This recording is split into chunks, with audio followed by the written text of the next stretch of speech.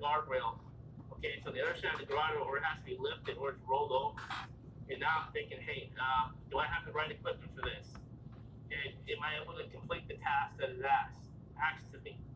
Okay, that's where we start getting those questions. Once you've figured out that issue, now when we arrive on scene, we survey the scene. We look at what we got to deal with. Okay, we look at what we got to deal with. Hey, do I need extra assets? Do I need an extra person out here for help? Do I need a wrecker, or do I need a flatbed for this? Okay, am I going to need some type of special equipment? Am I going to need more absorbent? And look with your eyes. Don't, when we get law enforcement calls, I'm being straight with you because I was there at one point in time. When we get law enforcement calls, you guys, and we get that adrenaline flowing, and we're rushing out there. This is like the Super Bowl. That car's rolled over, and we're trying to look like rock stars. And we get there, and we freeze. Okay, because we're just so hyped up on getting out there, and we kind of lose track of what we have to do. Okay, so when you arrive on scene,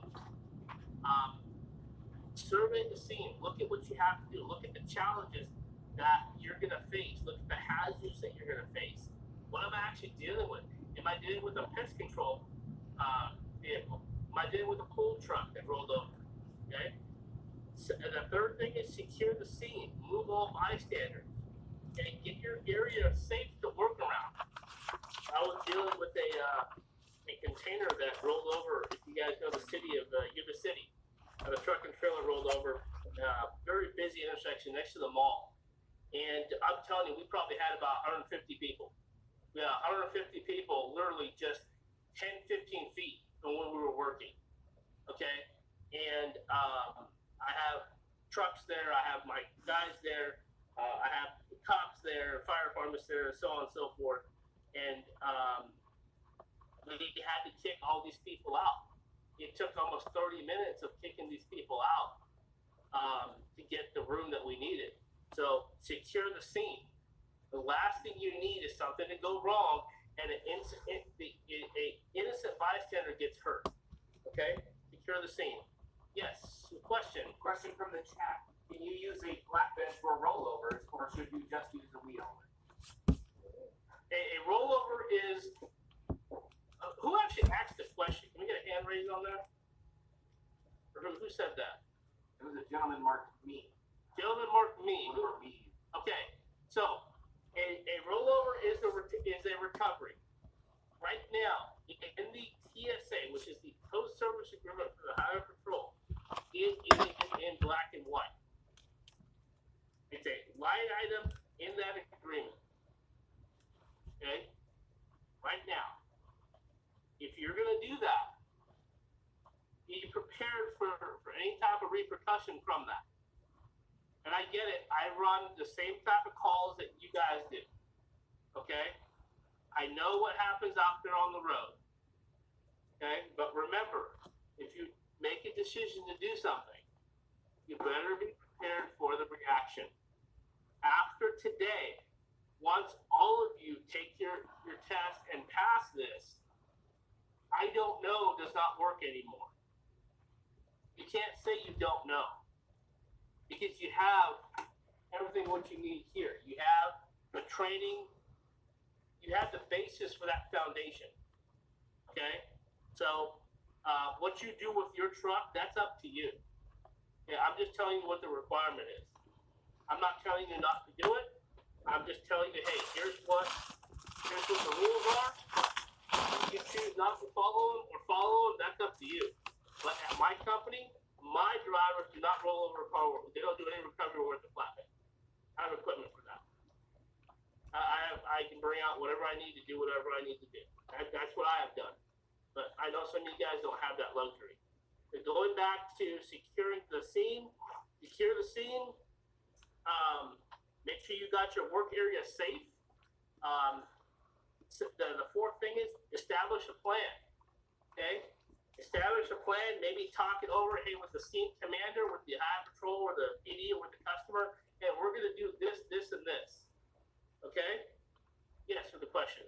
back to recovery with flatbed. What if the flatbed has a side puller? We talked about that yesterday. If the flatbed has a side puller, that is a separate piece of equipment mounted to the truck with a separate winch. Okay? But some jurisdictions do not allow it. Some jurisdictions do. Like I told you guys yesterday, I run in two different areas for the highway patrol. One officer allows it, one officer does not. Okay? So that is up to you. But in hindsight, you're not using the carrier bed, right? You're not using the winch. You're not using any part of the carrier. You're utilizing the side puller, which you have separately mounted onto the frame. Technically, it's not the carrier. Okay? So, I would be for that. I have a side puller on my truck, and I use it on occasion. So, I don't see a problem with that. Okay? But if you're utilizing the bed as recovery work, that's a problem. And maybe for some areas that are hesitant on that, maybe you have to bring in the trucks and actually explain it. Remember, education is key. Okay? Sometimes it have to be explained on, hey, no, we're not using the carrier bed. I know it's a flatbed, but this is a separate attachment bolted to the frame on its own. It's got its own controls. It's completely separate from the bed. Okay? So that's what you might have to do if you have an area where they're kind of iffy about that. Okay? But if you're going to start utilizing the bed, that's a problem. Any other questions on recovery with the flatbed? All right. The fourth item we talked about is establish a plan. Okay, this is where you talk it over with the customer. You talk it over with the highway patrol or the PD. Hey, we're going to do this, or this is what I'm going to need from XYZ. Maybe from fire, maybe from DOT, maybe from the law enforcement, maybe from the customer. You get everybody on the same page. Okay. Apply the recovery. Okay. Apply the period to execute what you have talked about. You know, just get that whatever you need to pull that vehicle out and execute that plan. Any questions on that? On major incidents, it gets really busy. There's a lot of people that are there. I'm going to tell you right now, us as operators, we're at the bottom. Okay? So what I want you guys to understand is when you get to a major accident, you may have a sergeant and you may have two other officers. That makes 3 law enforcement. Okay? Each fire truck runs 3 people and an engine. Okay? And maybe a battalion chief and the ambulance crew on top of that. So you may have 6 fire personnel on scene. Okay? You may have 1 or 2 DOT guys that show up. Okay? What happens to the tow guy? The tow guy shows up with 1 guy. Or one person. Okay? And has to do the majority of the work. Right?